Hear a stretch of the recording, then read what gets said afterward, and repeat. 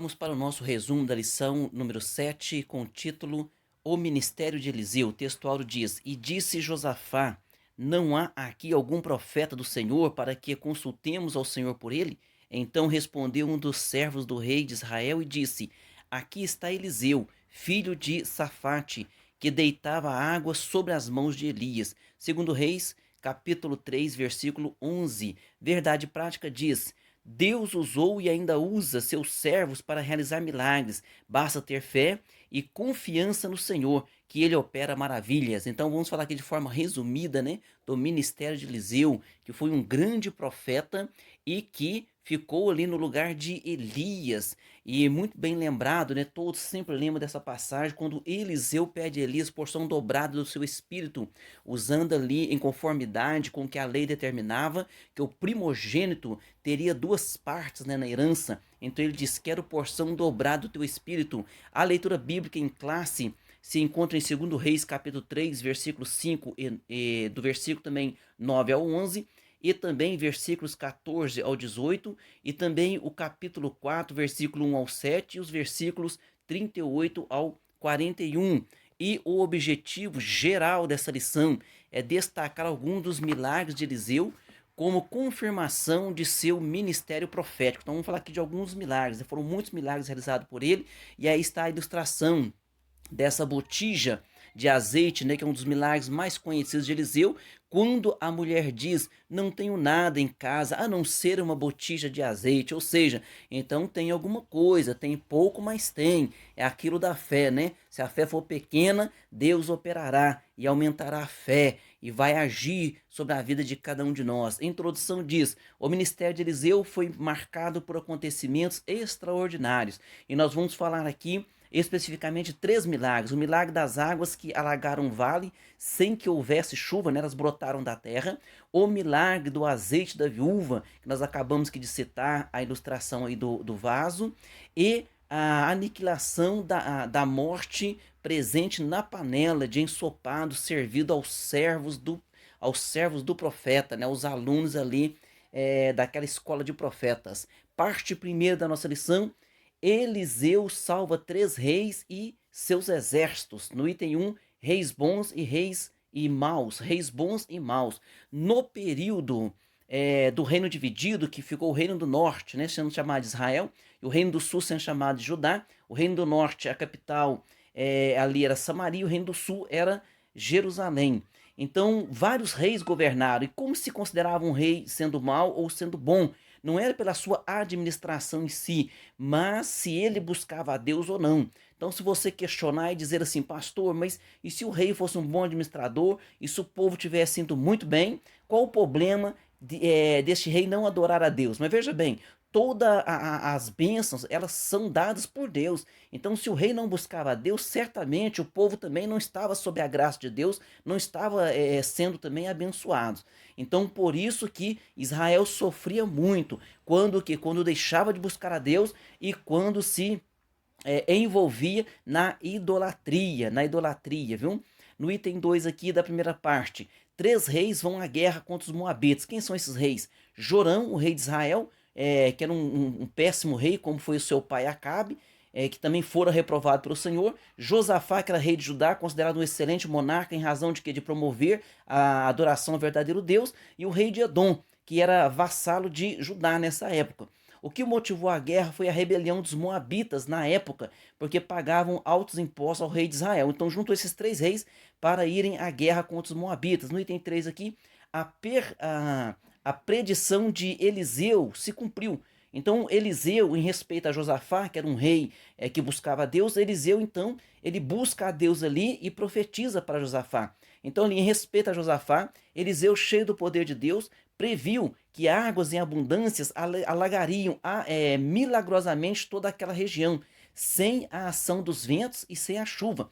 O Senhor não apenas realizaria este milagre, mas também lhes entregaria a vitória sobre os moabitas. Então, essa profecia de Eliseu se cumpriu ali, e aquela região toda, de repente brotou água, né? Eles fizeram ali algumas escavações e brotou água ali, né, milagrosamente. Então não veio da chuva nem veio dos ventos, mas brotou a água da terra. Então, nosso Deus é um Deus de milagre e deu a vitória sobre os moabitas. Foi profetizado então por Eliseu. Na parte 2 aqui, o milagre dele a respeito do azeite da viúva. No item 1, a situação das viúvas em Israel. A situação das viúvas em Israel era uma situação muito difícil. Por quê? Porque nos dias de hoje tem-se, né, o INSS, por isso que é muito importante que a pessoa pague seu INSS em dia. Se acaso vier a faltar o homem da família, então a pessoa ali, a viúva, ela ficará então, fica com uma pensão, que essa pensão for porque a pessoa pagou esse INSS. Naquela época não havia isso, e as viúvas dependiam então totalmente, exclusivamente de seus maridos e também de seus filhos. E no caso aqui, os filhos dessa mulher, como ela estava sem dinheiro, o marido dela morreu e o marido dela servia a Eliseu. Então aqui no item 2, ó, uma única botija de azeite foi o suficiente para Deus operar o milagre. Então essa mulher vai até o profeta e diz assim: olha, o meu marido era teu servo, era um homem justo, era um homem que buscava a Deus e que ajudava na obra.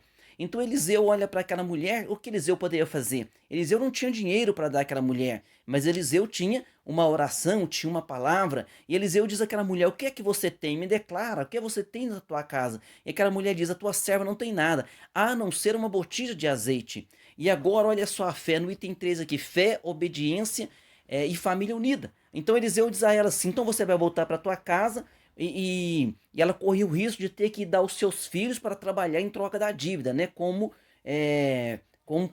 pagamento da dívida que ela teria que pagar. Então ele manda ela voltar para casa, pedir aos seus vizinhos vasilhames, vasos, para quê? Para que o milagre fosse operado dentro da casa dela. Ele disse para ela: então você entra dentro da tua casa, você fecha a porta ali e você então vai pegar a botija que você tem, e você vai pegar aquela botija de azeite que você tem, e você vai começar a encher os vasos. Então ela diz, né, tua serva não tem nada em casa senão uma botija de azeite. Está aqui registrado em 2 Reis capítulo 4, versículo 2. Então ele diz a ela assim, ó, é, é, pede para ti vasos emprestados a todos os teus vizinhos. Versículo 3. Vasos vazios, não poucos. Olha o que é a fé, hein? Não pega poucos, não, pega bastante vaso lá. E aí você vai então começar a colocar o azeite que está naquele único vaso, você vai começar a derramar sobre os vasos vazios. Então entra, fecha a porta sobre ti e sobre teus filhos, e deita o azeite em todos aqueles vasos e põe à parte o que estiver cheio. E ela fez isso juntamente com a sua família.